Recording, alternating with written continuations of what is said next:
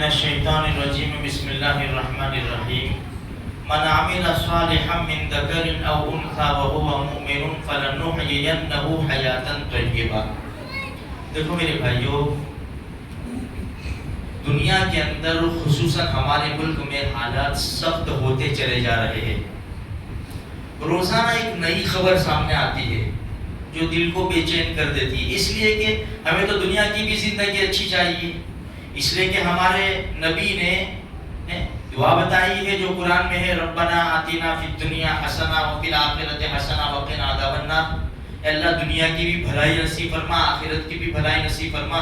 اللہ کے رسول نے بہت ساری دعا بتائی۔ ایک صحابی رضی اللہ تعالیٰ عنہ نے فرمایا، اللہ کے پیارے رسول بہت ساری دعائیں ہیں، کچھ یاد رہتی ہے کچھ نہیں رہتی، آپ ایسی دعا بتا دیں کہ اس میں سب آ جائے۔ ہمارے نبی نے فرمایا مانگو ربنا آتنا فی الدنیا حسنہ، اللہ دنیا میں بھی بھلائی نصیب فرما، آخرت میں بھی بھلائی نصیب فرما اور جہنم کی آگ سے بچا لے۔ ہمیں کیا چاہیے دوسرا؟ تو ہماری فطرت بھی یہ ہے، ہم کو دنیا میں بھی آسانی چاہیے اور دنیا کے بعد جب ہم مر کے جائیں وہاں بھی ہم کو آسانی چاہیے۔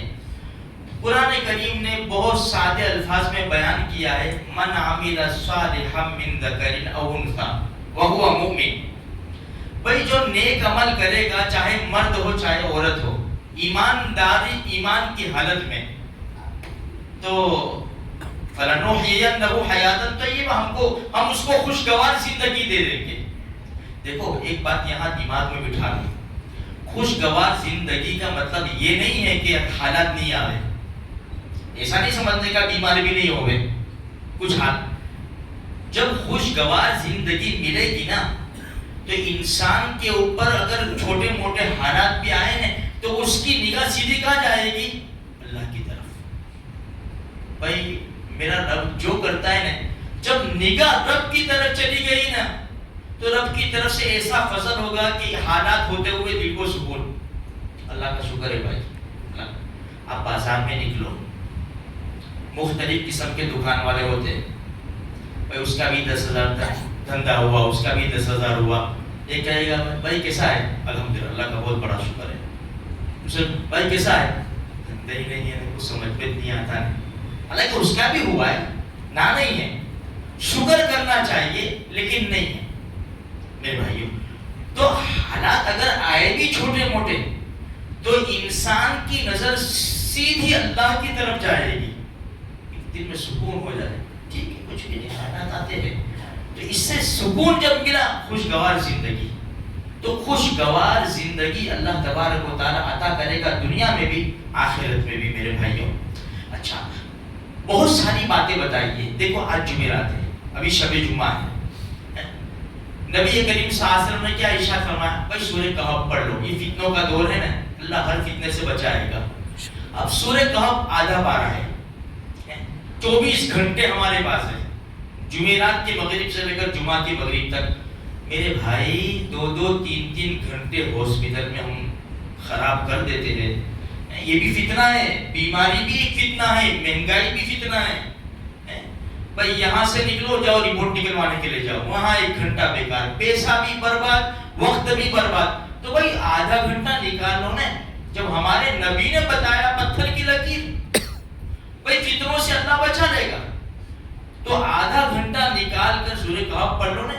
پڑھنے والوں کے لیے تو 15 منٹ کا مسئلہ ہے، جو کبھی کبھی قرآن پڑھتے ہیں ان کے لیے آدھا گھنٹے کا مسئلہ ہے۔ اگر سلن نہیں پڑھ سکتے تو 2-2 3-3 رکوع کر کے پڑھو، 24 گھنٹے ہمارے پاس ہے۔ تو میرے بھائیو اس کو چھوٹی موٹی چیز مت سمجھو، ہمارے نبی نے تو یہاں تک فرمایا سورہ کہف پڑھنے والا دجال کے فتنے سے بھی بچ جائے گا، اللہ بچا لے گا۔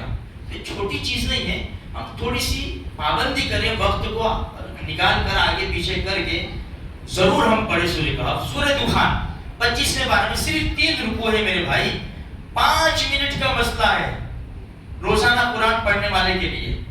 ہمارے نبی نے کیا فرمایا؟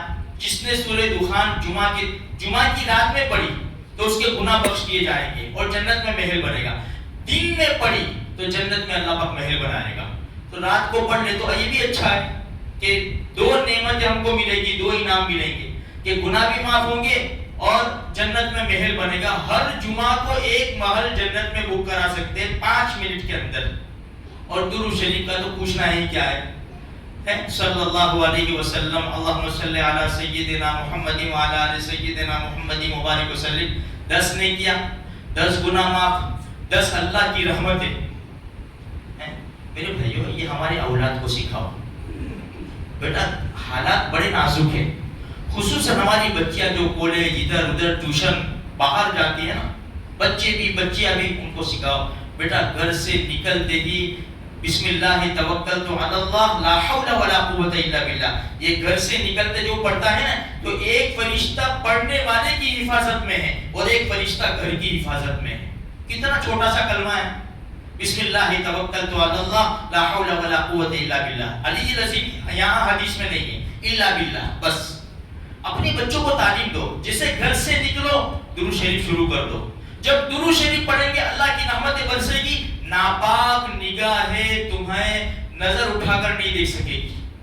اس لیے میرے بھائیو ہمارے نبی نے جو باتیں بتائی ہیں نا اس کو دل پر لینے کی ضرورت ہے. کریں گے کریں گے کریں گے، جنازے نکل گئے، کریں گے نمازیں پڑھیں گے کل سے کل نہ کر، کل کی کل کا بھروسہ نہیں، کل نہ آئے کبھی اور نہ آئے گی کل تو کیا ایک پل کا بھروسہ نہیں میرے بھائی. اس لیے کرتے چلے جاؤ، کچھ تیاری کر کے خدا کے سامنے جانا ہے. چھوٹی سی بات بتاؤں، جو حج میں عمرہ میں جاتے ہیں نا ان کو ایک بات میں ضرور کہتا ہوں کہ بھائی عمرہ میں جانے کو کتنے دن ہیں؟ بھائی 10 دن ہے 20 دن ہے. درود شریف شروع کرو، لکھو درود شریف، اور جتنے بھی ہو جاوے اللہ کے رسول کے روزے کے اوپر جا کر تم یہ کہنا کہ یا رسول اللہ میں ایک تحفہ لے کر آیا ہوں. اسی مجلس میں نے جب یہ بیان کیا تھا نا، میں کتنے ہزار تھے وہ بھول گیا. میں اسی مجلس میں ایک بندے نے درود شریف شروع کیا، کئی شاید لاکھ اس نے پڑھ لیے ہوں گے، اور اللہ کے رسول کے دربار میں جا کر کہا یا رسول اللہ میں آپ کے لیے تحفہ لایا ہوں. کتنے خوشی کی بات ہے میرے بھائی. ہمارے نبی دنیا کی چیز کے محتاج ہیں. بھائی درود شریف پڑھنے میں بھی ہمارا فائدہ ہے، اس لیے ہم کچھ کر کے جائے تو اچھا ہے. اللہ کہیں سنی بات پر عمل کرنے کی توفیق عطا فرمائے.